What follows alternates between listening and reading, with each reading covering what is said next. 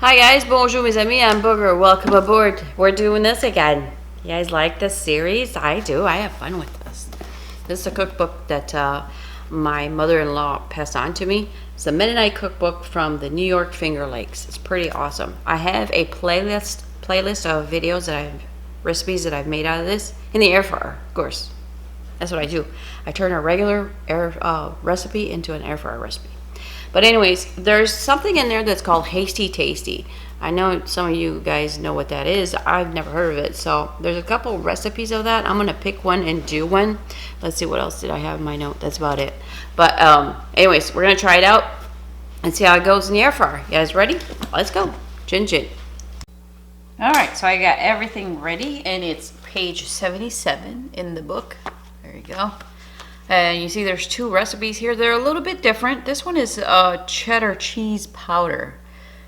I don't have any cheddar cheese. It just says shredded cheese. But I'm going to show a picture of the cheese that I'm going to use. I bought it the other day and I was like, whoa. So it's almost similar. Just a little bit of difference, but we'll do this top one right here. I'm not sure if I'm going to bake it right in the pan, or the springform pan, or I don't know, loaf pan. I don't know. I'll figure that out after I mix it. This is how I go. All right, so let's start. This is 72% lean hamburger. That's why it's so light. It was on sale, so there it is. So a pound of hamburger, and I forgot the corn. Let me get that. All right, sorry, that was in the freezer. Frozen corn, 2 cups. All right. 2 cups of milk. I'm using whole milk. Isn't it crazy? Reminds me of meat. It's kind of rude when I'm in the middle of talking and the battery dies. Rude. Okay, so where was I? So I've got 1 pound of hamburger, 2 cups of corn, 2 cups of milk, and 1 medium onion, diced. Or chopped, I should say. Excuse me, they chop things back there. Here's my cheese. It's a half a cup of that shredded cheese. And it smells so good. And it's got like the texture of Parmesan a little bit. Not as much, but it's really nice. It's going to melt good in there. It smells delicious. I'm glad I bought it. 3 eggs scrambled. It's pretty intense, isn't it? It's going to make a nice loaf, though. I'll tell you that. 1 tablespoon of soft butter. And the way they write their recipes back then, it still reminds me of my grandmother, my meme. It was a big T. When it was a big T, it was a tablespoon. All right, so 3/4 teaspoons of salt. And I will type it down below, no worries. So this is 8 pieces of bread cubed. And it's a Wonder Bread. All right, look at that. These things are gonna mush this up, and I'll be right back. All right, so here I've decided on the springform pan. Now, my air fryer, I've got a flat pan or a pan with a turning paddle option. I could use this if you don't have the flat pan. It's a bunt pan. If it's oven proof, it's air fryer proof. Okay, silicone works, all this stuff, non-stick stuff. What am I thinking of? Corningware. You know, if it's, look underneath, it says oven proof, you're good. You're in good shape.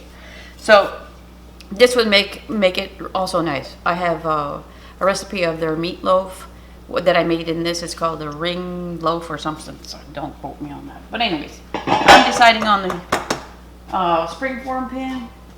And I'm going to spray a little bit of olive oil in there, only because there's only a tablespoon of butter in there. So I'm not sure how it's going to do. So I'm going to spray a little bit of olive oil. Okay, don't use non-stick spray in your air fryer. It's a bad idea, okay? Also, in this book, it's pretty cool. This is from 1994, I think, the printing was. Let's see, it tells you the big T means tablespoon. So it has all that in there. And it has also substitutes and the equivalents. That's pretty neat, huh? All right. So mix all the ingredients well, pat in a 2-quart dish, bake at 350 for 1.5 hours. Regina Hurst. Thank you for your recipe, Regina. All right, so let's go. I'm going to put this in the air fryer. I'm going to change the angle here. If it fits, it's good. Okay, so my pan's about 10 inch, almost 10 inches, and the springform pan is like 9 inches. So that's what it looks like. Pretty simple, eh? You can change this up a little bit, you know, put some, I don't know, jalapenos in there and stuff. All right, so let me pour this in there off camera because I'm at a weird angle, and I'll be right back. We'll go with the cooking instructions after I get back. All right, look how beautiful that pan works, huh? It's beautiful. Okay, so because you're cooking in an air fryer, you're really close to that burner, so I may put a piece of foil on there just to keep it a nice, I'm gonna get it nice and crusty. Good color, not burnt color, because you can burn things in an air fryer. You don't have to cook everything on full blast, okay? That's what I'm here for. I'm going to show you what the heating temperatures that I'm using, approximately, okay? Now my air fryer goes with numbers. It tells you all what those numbers means below under description. Show more thing under the video. So if you're wondering what that means. Also, my bottom burner's about 270 degrees, I think, about that. So encounter that a little bit there. It's going to be a little bit faster because I have that bottom element. But if you don't, it's okay. Don't worry about it. We're not trying to cook it all fast. So I'm going to definitely turn the bottom on, okay? If you don't have a bottom burner, it's not a big deal. It's just probably going to take you another 10 minutes, okay? 5-10 minutes. So let's not put it on the highest setting. 350, I'm going to say about number 3, okay? If I do a cake or desserts or pie, it's 2.5. But with this, I'm going to go 3. It doesn't mean it's 300. You'll see what it means. But I'm going to go from there. And if it gets too dark too fast, I'll put some foil, like I said. But I'll let you know at the end, the total cooking time. You want to reach 165 degrees, okay? So that's why you need a meat thermometer. So here we go. I'll be back. All right, you guys, we're talking 40 minutes, and I'm going to check the temperature. But it looks absolutely beautiful, and it smells delicious. I didn't change a thing. I didn't put any foil on it. Look how pretty that is.